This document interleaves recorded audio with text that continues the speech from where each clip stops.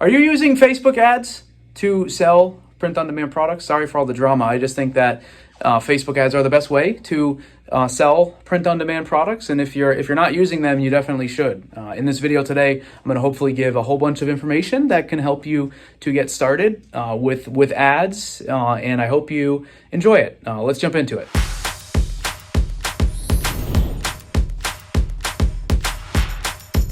All right, folks, so like I said, today we are talking about Facebook ads. As you go through this video, hopefully this was helpful if you are someone that is trying to get in to using Facebook ads to promote your products. As always, if you guys enjoy this content, make sure to join the POD Ninjas Facebook group. I have a free mini course there. I also have some print-on-demand product reviews as well that you can check out. If you're someone that is jumping into Shopify and you want to go through my free course, make sure to check that out as well. There's a link down in the description. It's about 20 videos or so to show you how to open up your store. And as always, if you enjoy this video, help someone else out by clicking the like button. That's going to ensure that YouTube is going to show this content to other people that may not have discovered my channel yet. And obviously too, when you like the videos, that helps my channel to do well. So I appreciate it. If you do enjoy the video, drop a like. Now, like I said, today we're talking about Facebook ads. What we're going to cover is going to be on the screen. There's going to be timestamps down in the first comment of this video. So if you wanted to just skip around, you could, but obviously too, you could just watch the video in its entirety. So first, we're going to talk a little bit about why Facebook ads should be the primary way that you promote print-on-demand products. We'll also talk about some common misconceptions people often have about Facebook ads when it comes to using them to promote print-on-demand products. We'll also talk about the 2 critical keys to a successful ad and how to measure performance of your ad campaigns at a really high level. We'll talk about how to spy on other sellers' ads. We'll talk about the 2 ad objectives I use and any iOS 14 concerns that you may have. So definitely a whole bunch here. Like I said, down in the first comment of this video, there will be timestamps so you can jump through if you want. Now, in the past, I have talked about Facebook ads being the king of scale, meaning Facebook ads are the quickest way to promote print-on-demand products and scale a new print-on-demand store. This is because on day one, you can launch a Facebook ad and begin showing your product to thousands and thousands of people. There is no other way of marketing where you can do that. Facebook ads are the king of scale if you have yourself a winning product, which is the key to print-on-demand, which is the perfect combination of a niche, a product, and a design. If you have one of those, Facebook ads are going to be the best way that you can actually scale that product, right? The best part of ads, in my opinion, is you can build a targeted ad audience, meaning you can choose exactly who is seeing your ad. You choose a niche, you target that niche. It's really quite simple. Like I said, show people products in your niche. You also can control your ad spend where you might not need as much as you actually think, which we'll talk about in a little bit, right? Common misconceptions people often have about Facebook ads. The first is that they don't work, right? Some people say, I tried Facebook ads and they didn't work. Now, when people say that, really what they're saying is, I tried to promote my stuff and nobody wanted it, right? Because Facebook ads are not magic, right? They are just a tool. They're not magic, right? They are a tool that we use to promote our products, right? Facebook ads don't work, right? They are used to promote products. It's not a magic thing where if you just set things up just right, that you're automatically going to start getting sales, right? You need to make sure that your product doesn't suck and that your store isn't sketchy, right? If you're sending people to a sketchy store and you got really bad designs, or maybe your niche is kind of broad, right? Then you're not going to make sales, and it's not the Facebook ads fault. So many people jump into ads, promote a whole bunch of products, spend a whole bunch of money and make no sales, and then turn around and say Facebook ads are a scam, right? Facebook ads are just a tool. They're not magic. If you have a good store and good products, they can work very well for you. But if you don't, then no matter what you do, you're not going to make sales, and it's not the Facebook ads fault. Another thing that people often say is that they don't work for new stores, and that couldn't be further from the truth. It doesn't really matter how old your store is. Like I said before, you can start using Facebook ads on day one of launching your store, and there's nothing that's going to make it that you won't be able to make sales just because it is a new store. Another thing people say is that you need a massive budget. We're going to talk about some things today that you definitely don't need a massive budget for. I know a lot of people on YouTube or on Facebook talk about starting with Facebook ads and using a $50 or $100 a day budget. You don't need to do that. We're going to talk about some low budget stuff today. So here are two critical keys. The first is you got to make sure that you're showing the ad to the right people, right? Print on demand is about the niche, right? You're creating designs that belong to a specific niche. That means that whoever is seeing the ad needs to actually be a member of that niche. And we do that by building a targeted audience. Okay, if the wrong people are seeing your ad, they're not going to click it, right? If you're trying to sell products to people who are really interested in hunting and you're showing it to people that have never been hunting in their life, then they're not going to click the ad, right? So this is one of the most important parts, is making sure that people seeing your ad are actually interested in your niche. Now, another thing to mention here, as a general rule of thumb, is size doesn't matter. And I know some of you guys who might be a little bit on the immature side might be laughing a little bit, but when it comes to your audience size, it doesn't matter. Size doesn't matter. It's more about specificity, meaning the interest that you're actually choosing, the genders, the ages, right? How targeted you are making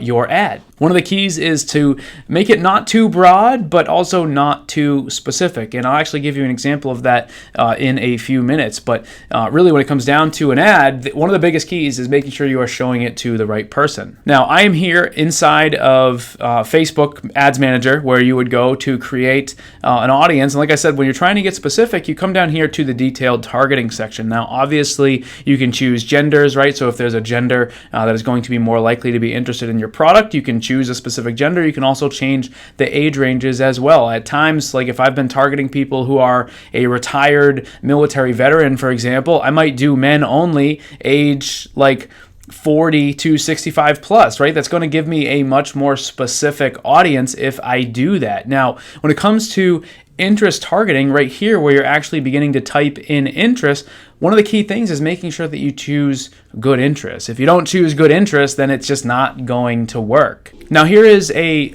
really good example of this, right? Let's say that you're creating products for people that love fishing. The last thing you would want to do is just come here and type in fishing, right? That's really, really broad, honestly. What it would be a better idea would be to try to find like a magazine or a specific brand of fishing equipment, right? That you could actually type in there and hopefully get people that are more likely to be a member of that niche. Let's say that there was a magazine that was a really popular fishing magazine. Targeting that magazine would be much better than just targeting fishing as a really broad keyword, right? That's a way where you can get your audience to be much more specific. Your second critical key is that your ad creative needs to be presented well, right? We're actually going to spy on some other sellers here in this video, and you'll be able to see some real ad creatives that are being ran by other stores. But essentially, an ad creative just means your image or your video, right? Providing a clear shot of your design is the most important. You want to make sure that as people are scrolling through their Facebook newsfeed, that they are stopped in their tracks because they can clearly see your design and it's awesome and they want to click it, right? If your design, if your mock-up or whatever it is you're using doesn't show a clear shot of your design, then people are just going to unfortunately scroll right by it. Now, before we go and actually spy on some other sellers, think about it like this, right? I'll make an analogy for you that I use a lot in that Facebook ads are almost like a road that people drive on, right? Picture a highway, right? You're driving down the highway, you're going to see billboards on the side of the road, right? Your billboards are the ad creatives, okay? And the advertisers are choosing which road to put those billboards on, right? They need to choose the right road. Those are, building the right audience, right? And then with the billboards, they need to make sure they clearly present the offer so that people can make a decision on whether or not they want to get off at the next exit to go view the product. That's sort of how I want you to look at Facebook ads. And we're going to come back to that in a little bit in this video here when we talk about what to do when your ads are not making sales. So when it comes to actually spying on other stores, all you need to do is find their Facebook page. Okay, once you find their Facebook page, you can see every single ad that they are running. So here we are on this store's Facebook page. If you simply just scroll down, okay, and click right here, it says page transparency, click see all.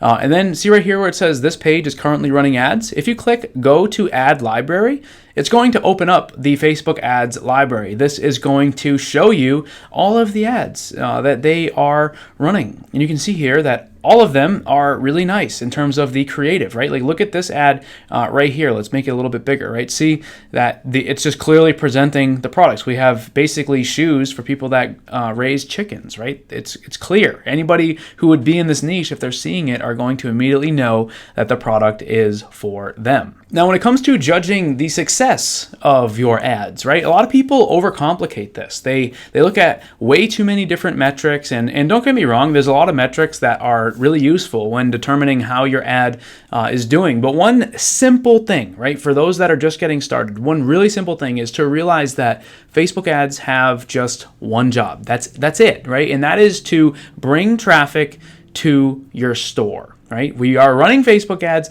so that way it can bring people to our store, right? If your ad is generating cheap traffic, it's working. If it's not bringing people to your store, it's not, right? As a simple rule of thumb, that is all a Facebook ad is designed to do. I'll go back to that highway analogy that we talked about earlier, right? Pretend that you are someone who is putting up a billboard and the billboard is telling people that at exit 100, there is something awesome, right? Let's say that something awesome is like the world's best taco, right? And a whole bunch of people are seeing that billboard, right? And they're all getting off. They're all getting off the highway. They're coming to your restaurant. They're coming in. They're saying, hey, we saw your billboard, world's best taco. Like, we want to check it out. If no one buys, well, you wouldn't blame the billboard, okay? You would start looking, okay, well, what's wrong with my restaurant? Does it smell? Is it too expensive? Are the wait staff and the cooks, are they dirty, right? Is the restaurant does it look sketchy, right? Do you only accept cash instead of cards as well? You would start looking for all these other things. You wouldn't go to the billboard. And I give you that analogy because so many people that run Facebook ads, when they generate traffic to their store, they turn around and they blame the Facebook ads. And then what they do is they try to find a different way to market their products, or they switch platforms completely. Maybe there's someone that is selling on Shopify. They say to themselves, well, maybe if I just go to Etsy, right, then I'll have success. And that's not going to fix it. What you need to do is most likely create a winning print-on-demand product, right? You need a good niche. Maybe your niche is no good. You need a great product. Maybe what you're choosing is too saturated, right, for your niche. Or maybe your design is just no good and you need to think about revising it or hiring a designer. And then, like I said before, maybe your store is sketchy. Maybe the domain name is no good. Maybe the logo is no good. Maybe it's too generic. Maybe you don't have enough branding, images, or anything like that. There's a lot of things that go into this, but it's not the ad's fault, right? If people are coming to your store, the ad did its job. If it's not bringing people to your store, maybe the targeting needs to be adjusted, or maybe your ad image isn't great. But like I said, if it is bringing people to your store, it's working, right? Don't blame the ad. Now, earlier we talked about how I was going to review the 2 ad objectives that I use. Now, when I say the word ad objective, if you're brand new to ads and you don't know what I'm talking about, essentially when you go to start creating ads, you need to tell Facebook what your objective is. You can choose things like video views, traffic, among many other things. There's about a dozen different options in there. Now, we're going to review the 2 that I use. I use one of them for testing and one of them for selling. Now, the first is engagement. I use this to test designs and products. Simply put, you want to select the engagement objective. Okay, you want to make sure you're using a great image for this. You don't want to use a video here, because if you use a video, your metrics are going to be skewed. Only images for engagement testing. Okay, use a $1 daily budget, assess your metrics. What you're looking for is a cost per engagement of 5 cents or less and unique CTR at 20% or higher, right? Once you do that, anything that does meet those metrics, you want to take them to a conversion campaign, right? This is where I talk about the conversion objective, right? The only 2 objectives that I use are engagement and conversions, okay? Conversions are used to sell products that have passed a PPE test, right? So as you're beginning to test a whole bunch of different designs and you're doing engagement tests with the engagement objective, anything that passes one of those tests, which is called a PPE test, you're going to bring it to a conversion campaign. Essentially, you're going to select the conversion objective. You're going to use a great image or a video this time, right? But like I said before, don't use an image for PPE engagement testing. You can use one for conversions if you want. This is going to use a $5 daily budget. After one day, right, you're going to assess your metrics, right? If any ad set that you're running has a cost per link click of $2 or over, you're going to turn that off. If it's under that, you leave it on and you let it run until the ad is no longer profitable. Now, I know that that sounds like a oversimplification, and that's because, honestly, Facebook ads are not that difficult. Facebook ads are one of the easiest parts of this business. It really just comes down to having a good ad creative, targeting the right audience, and then also creating a store that looks good and great products that people actually want to buy. Those two things are the hardest part. The marketing side is the easiest part. It really is, folks. Now, I know that some of you guys are going to put in the comments, that's why I wanted to include something here about iOS 14. Some people will say things like, Joe, will all this still work once the changes from iOS 14 go into effect? We're several months removed from these changes already going into effect, and I already see people all the time commenting about this. And I think a couple things are important here.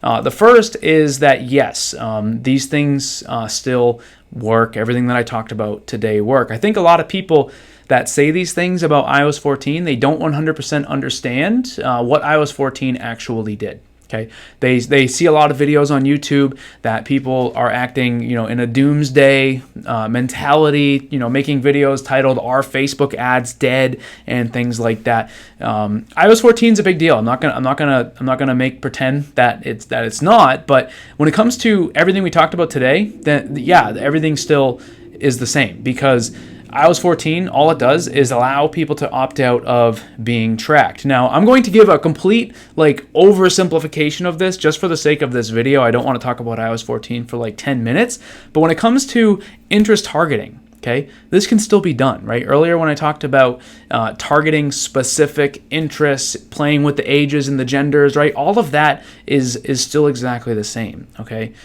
Metrics, when it comes to reading your metrics, right? I talked about cost per engagement. I talked about unique CTR. I talked about the cost of your link clicks. Those things are not different, right? The metrics still mean the same thing, okay? Those haven't changed. In terms of a great creative, right?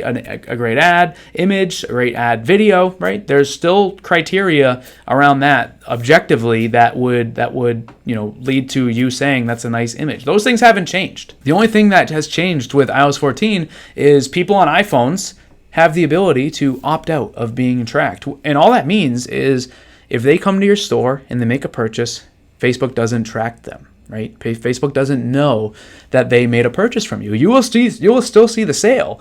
It just won't actually show up in your ads manager, right? But if someone's on a computer, or if they're on an Android device, or if they're on iPhone and they didn't opt out, they're still going to show up. The only thing that you're going to run into with iOS 14, and again, I don't want to make this seem like it's not a big deal, but the only thing that you're going to run into is that if someone purchases from you, you might not know what ad it actually came from. But everything to do with strategy is all the same that we talked about today, right? So let me know down in the comments what you guys think. Let me know if you've gotten started with Facebook ads. I'm sure I'll see a few people down there that will be saying things like, Facebook ads are a scam. I tried them. They don't work. But again, like I said, Facebook ads are not magic. They're just a tool. We use them to promote products. If you don't have good products, I'm not surprised that you didn't make any sales. So hopefully you enjoyed the video. My name is Joe Robert. I'll see you guys next time.